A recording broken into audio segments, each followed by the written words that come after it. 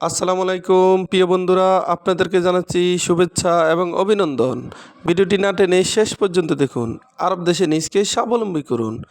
প্রবাস জীবনে নিজকে দক্ষ হিসেবে গড়ে তুলতে আরবি ভাষা শিখতে হবে। বেশি টাকা ইনকাম করতে হলে আরবি ভাষা জানতেই হবে। ভিডিওটি ভালো লাগলে সাবস্ক্রাইব করে সঙ্গেই থাকুন। সা সা এর অর্থ ঘড়ি। আমরা বলি ঘড়ি, আরবিতে বলতে হবে সা। সা তার মানে ঘড়ি। হিজাম হিজাম এর অর্থ বেল্ট। আমরা বলি বেল্ট, আরবিতে বলতে হবে হিজাম। হিজাম তার মানে বেল্ট। মুজাল্লা মুজাল্লা এর অর্থ ছাতা। আমরা বলি ছাতা, আরবিতে বলতে হবে মুজাল্লা। মুজাল্লা তার মানে ছাতা। নজ্জারা নজ্জারা এর অর্থ চশমা। আমরা বলি চশমা, আরবিতে বলতে হবে নজ্জারা। আলিউম আলিউম এর অর্থ আজ। আলিউম তার মানে আজ। আমরা বলি আজ, আরবিতে বলতে হবে আলিউম। বকরা বকরা এর অর্থ আগামীকাল। বকরা তার মানে আগামীকাল। আমরা বলি আগামীকাল, আরবিতে বলতে হবে বকরা। বাদ বকরা আবার আগামী পরশু। আমস এর অর্থ গতকাল। আমস তার মানে গতকাল। আমরা বলি গতকাল, আরবিতে বলতে হবে আমস। মোশারেকা মোশারেকা তার মানে অংশগ্রহণ। আমরা বলি অংশগ্রহণ, আরবিতে বলতে হবে মোশারেকা। শাহাদ শাহাদ এর অর্থ সার্টিফিকেট। আবার শাহাদ এর অর্থ প্রমাণ।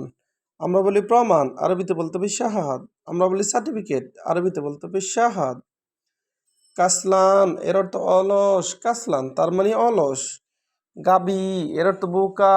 গাবি তার মানে বোকা। আমরা বলি বোকা, আরবিতে বলতে হবে গাবি।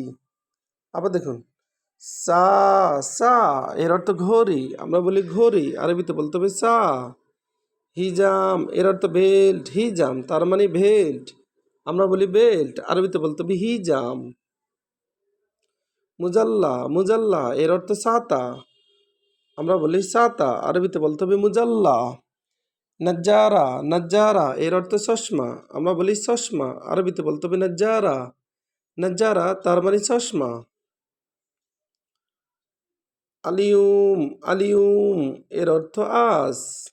আমরা বলি আজ, আরবিতে বলতে হবে আলিউম। বুকরা বুকরা এর অর্থ আগামীকাল। আমরা বলি আগামীকাল, আরবিতে বলতে হবে বুকরা। আমস আমস এর অর্থ গতকাল। আমরা বলি গতকাল, আরবিতে বলতে হবে আমস। মোশারেকা মোশারেকা এর অর্থ অংশগ্রহণ। আমরা বলি অংশগ্রহণ, আরবিতে বলতে হবে মোশারেকা। শাহাদ এর অর্থ সার্টিফিকেট। শাহাদ এর অর্থ সার্টিফিকেট। কাসলান এর অর্থ অলস। গাবি এর অর্থ বোকা। ভিডিওটি ভালো লাগলে অবশ্যই সাবস্ক্রাইব করুন এবং শেয়ার করুন। ভুল হলে ক্ষমা করুন।